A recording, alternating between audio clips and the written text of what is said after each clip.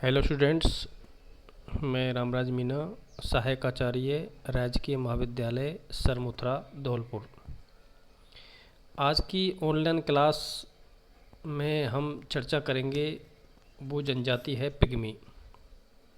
छात्रों, पिछले 3 वीडियो में हमने एस्किमो जनजाति, बुशमैन जनजाति और मसाई जनजाति के बारे में चर्चा की थी और आज हम जो चर्चा करेंगे वो है पिग्मी जनजाति के बारे में। बीए पार्ट सेकेंड ईयर मानव भूगोल जो आपका सेकंड पेपर है उसके बारे में जनजातियों का जो सेक्शन है वो बी सेक्शन है,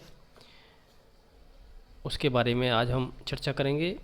छात्रों, पिग्मी मानव जाति के अत्यंत सरल लोग हैं। इन्हें प्राय सर्वाधिक आदिम कालीन मानव जाति कहा जाता है।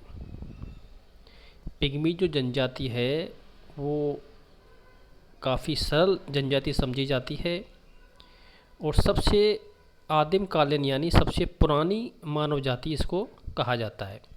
आरंभिक विकासवादियों द्वारा इन मानवों को पशुओं से अधिक निकट माना गया है। ये लोग कंदमूल, बेर, फल, खाने योग्य पत्तियाँ, कीड़े मकोड़े, मेंढक, छिपकलियाँ और अन्य प्रकार के पशुओं को जिनको पकड़ सकते हैं जंगलों से एकत्रित करते हैं।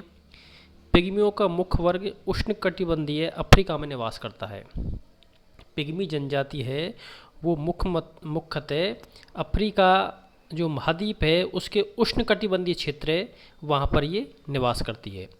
अफ्रीका महाद्वीप के पिग्मियों को पूर्वी, केंद्रीय और पश्चिमी वर्गों में विभाजित किया जाता है। अफ्रीका महाद्वीप है जिसमें पिग्मी जनजाति को 3 भागों में मुख्य रूप से हम बांट सकते हैं, जिसमें पूर्वी अफ्रीका, केंद्रीय अफ्रीका यानी मध्य अफ्रीका और पश्चिमी अफ्रीका। अगर हम इसकी निवास क्षेत्र की बात करें तो मुख्य रूप से पिग्मी जाति के लोगों का निवास क्षेत्र अफ्रीका महाद्वीप के कांगो गणराज्य के भूभाग में फैला हुआ है। यानी जो अफ्रीका महाद्वीप का कांगो देश है उसके आसपास वाला भूभाग है वो पिग्मी जनजाति का मुख्य निवास क्षेत्र है। इसके अलावा पश्चिम वर्ग के पिग्मी बोंगो गैबोन में निवास करते हैं। गैबोन एक देश है। अफ्रीका के पूर्वी पिग्मी मबूती जायरे के इतूरी वन प्रदेश में निवास करते हैं। कांगो बेसिन की वत्सवा समूह के बारे में अधिक जानकारी उपलब्ध है जो पशुपालक, तुत्सी, कृषि कार्य करने वाले, हुट्ट तथा अन्य के साथ जायरे की कीव झील के चारों ओर के मैदानों और उच्च पर्वतीय भागों तथा रुवांडा बरूंडी में निवास करते हैं। अधिक पश्चिम की ओर कांगो नदी के दक्षिण में पाए जाने वाले दलदली भागों में वत्सा एक बड़ा समूह निवास करता है। वत्सा वर्ग के पिग्मी मुख्यतः मछली मारने और पशुओं को पकड़ने पर निर्भर करते हैं। अफ्रीका के अतिरिक्त अमेजन बेसिन के रेड इंडियन, श्रीलंका के वैद्या, न्यूगिनी में पपुआ और बोर्निया में पूनन भी पिग्मी नीग्रोटो प्रजाति से संबंधित है। तो मुख्यतः पिग्मी जो जनजाति है वो कांगो नदी के आसपास वाला क्षेत्र जायरे है, गणराज्य है और विक्टोरिया, तंजानिया, इथोपिया, सूडान, ये इसके नाइजीरिया इसके पड़ोसी देश हैं। तो कांगो नदी का जो आसपास का क्षेत्र है वो पिग्मी जनजाति का मुख्य निवास क्षेत्र है, जिसमें गैबोन देश है, जायरे है और कांगो नदी के पास का क्षेत्र। अगर हम इसकी वातावरण की बात करें जहाँ पर ये निवास करते हैं तो पिग्मी लोगों के निवास क्षेत्र की जलवायु अत्यंत उष्ण और आर्द्र होती है। यहाँ पर जो पिग्मी लोग रहते हैं इनकी जलवायु क्या होती है, उष्ण होती है और आर्द्र होती है। और तापमान है यहाँ वर्ष भर 26 सेंटीग्रेड से 30 सेंटीग्रेड तक रहता है। वर्षा का वार्षिक औसत 250 सेंटीमीटर से अधिक होता है, यानी 250 सेंटीमीटर से यहाँ पर अधिक वर्षा होती है। वर्षा यहाँ पर रोजाना होती है और यहाँ पर सघन, लंबे और घने वन पाए जाते हैं। आपको पता है जहाँ पर तापमान भी अधिक पाया जाता है, वर्षा भी अधिक होती है, तो वहाँ पर वन की संघनता है वो भी अधिक पाई जाती है। यानी ये जनजाति विषुवत रेखीय वन क्षेत्रों के आसपास वाले क्षेत्रों में ये रहती है। इन वनों में अनेक प्रकार के विशालकाय जानवर तथा जहरीले कीड़े मकोड़े भी पाए जाते हैं। यानी विषुवत रेखीय जो सघन वन है उसमें ये जनजाति पाई जाती है जहाँ पर वर्षा अधिक होती है, टेम्परेचर भी अधिक पाया जाता है और जहाँ पर सघन, लंबे और घने वन पाए जाते हैं और यहाँ पर विशालकाय जानवर जैसे जहरीले कीड़े मकोड़े अधिक पाए जाते हैं। इनकी शारीरिक संगठन की हम बात करें पिग्मियों की तो पिग्मियों का कद छोटा होता है। पिग्मी जो जनजाति है उनका कद, विश्व में शायद ही कोई ऐसी जनजाति होगी जितना इनका कद छोटा होता हो, इतना किसी दूसरे का होता हो। यानी पिग्मी जो जनजाति है इनका कद सबसे छोटा माना जाता है। सामान्यतः इनकी ऊंचाई 1.33 मीटर से 1.49 मीटर के बीच होती है। इनकी चमड़ी का रंग पीलापन अथवा ललाई लिए हुए भूरे रंग से गहरे भूरे रंग का होता है। इनके जबड़ा बाहर की ओर निकला हुआ, नथुने चौड़े और नाक चपटी, आंखें बड़ी और काले छल्लेदार बाल होते हैं। पिग्मी बड़े बलवान, निर्भीक और साहसी होते हैं। ये लोग पेड़ों पर चढ़ने में बड़े चतुर होते हैं। इनकी स्मरण शक्ति बड़ी तीव्र होती है, किंतु इन कठोर वातावरण में उसे अपनी बुद्धि के विकास करने का अवसर नहीं मिला, क्योंकि स्वभाव से ये संकोची और विदेशियों के प्रति संकालु होते हैं। उन्हें देखते ही घने जंगलों की ओर भाग जाते हैं। यानी जो पिग्मी जनजाति है वो लोगों दुनिया की है उससे काफ़ी दूर ये रहती है और ये काफ़ी संकोची स्वभाव के होते हैं। विदेशी जब भी कोई इनको दिखता है तो उनको देखते ही ये डर कर ये दूर जंगलों की ओर भाग जाते हैं। अगर हम इनकी भोजन की बात करें तो पिग्मी लोगों का भोजन प्राय जंगली फल, कंदमूल, शहद और शिकार किए हुए पशुओं के मांस तक ही सीमित है। कभी कभी निकटवर्ती नदियों में मछलियों भी पकड़ लेते हैं। सामान्य कच्चा मांस ही खाते हैं। बंदर, चूहे, सांप और पक्षियों का बना हुआ मांस पसंद किया जाता है। हाथी का शिकार कर उसे बड़े चाव से खाया जाता है। दीमक, चींटियाँ, गुबरैल, जुएं तथा मधुमक्खियों को भी खा जाते हैं। यानी जो पिग्मी जनजाति है वो बड़ी गंदे तरीके से रहते हैं ये लोग। ये दीमक भी खाते हैं, चींटियों को भी खाते हैं, गुबरैल, जुआ को भी ये खा जाते हैं, मधुमक्खियों को खाते हैं। केले, कसावा इन्हें बहुत पसंद है। एक पिग्मी एक बार में 50 से 60 तक केले खा सकता है। पिग्मी जनजाति का भोजन है वो थोड़ा ज़्यादा है, यानी एक पिग्मी है वो 50 से 60 केला भी खा सकता है। जिस खाद्य पदार्थ के ये लोग सीधा नहीं खाते उसे ये लोग हरे बांस की लंबी डलिकाओं में पकाते हैं। शिकार को फंसाने के लिए पिग्मी फंदे और झटकेदार फंदों का उपयोग करते हैं तथा पक्षियों को पकड़ने के लिए जंगली अंजीर के वृक्ष से चिपचिपा रस निकालकर बांस की खपच्चियों में लगाकर रख देते हैं। जब पक्षी इन चिपचिपी खपच्चियों पर बैठते हैं तो उनके पैर रस से चिपक जाते हैं और उनको ये लोग पकड़ लेते हैं। तो ये उनका भोजन हुआ। छात्रों, आखेट की हम बात करें, हंटिंग, तो इन लोगों का मुख्य उत्तम पशुओं का शिकार करना तथा नदियों से मछलियाँ पकड़ना है।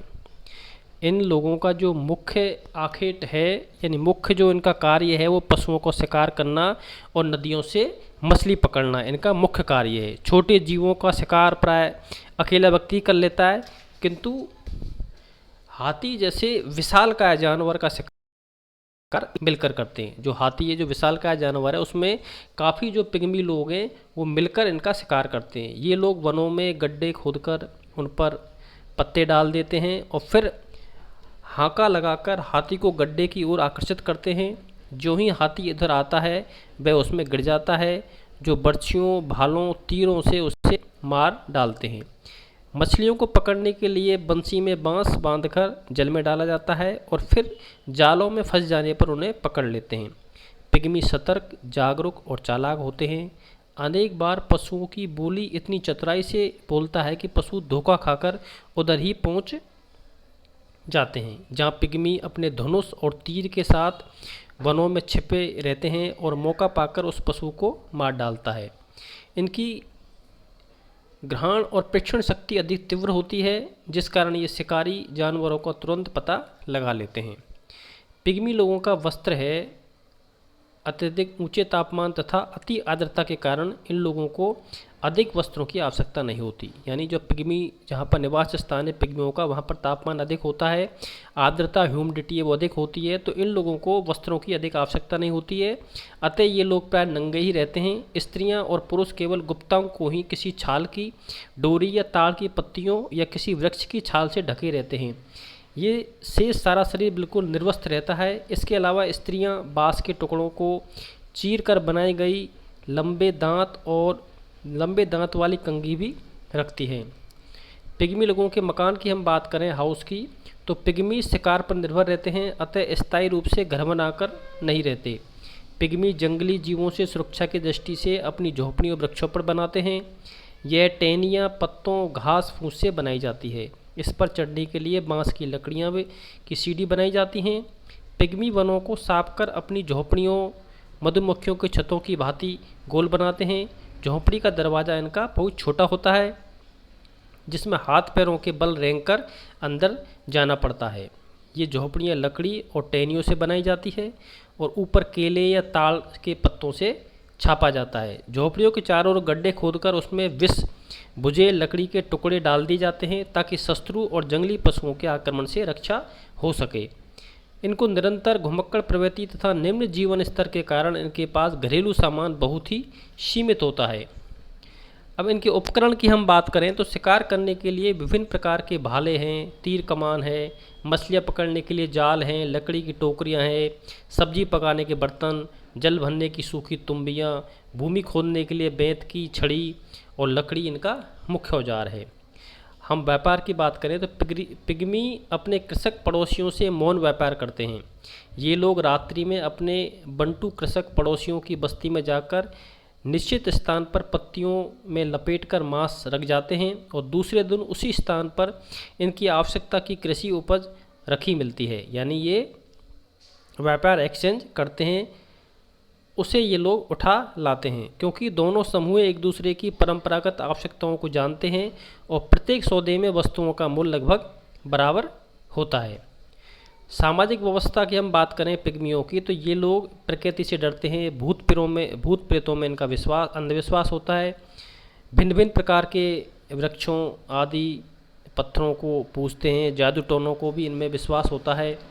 सामाजिक व्यवस्था नाम की कोई व्यवस्था नहीं पाई जाती। इन लोगों में नाचने गाने का बड़ा शौक़ होता है और इसलिए रात भर इनके नाच चलते रहते हैं। ये लोग मिलकर गोल चक्कर में नाचते हैं। पिग्मियों की संस्कृति आदिमकालीन अवस्था में है। यद्यपि इनकी ऊंची जन्म दर पाई जाती है, किंतु महामारियों के कारण जनसंख्या दर में वृद्धि नहीं हो पाई।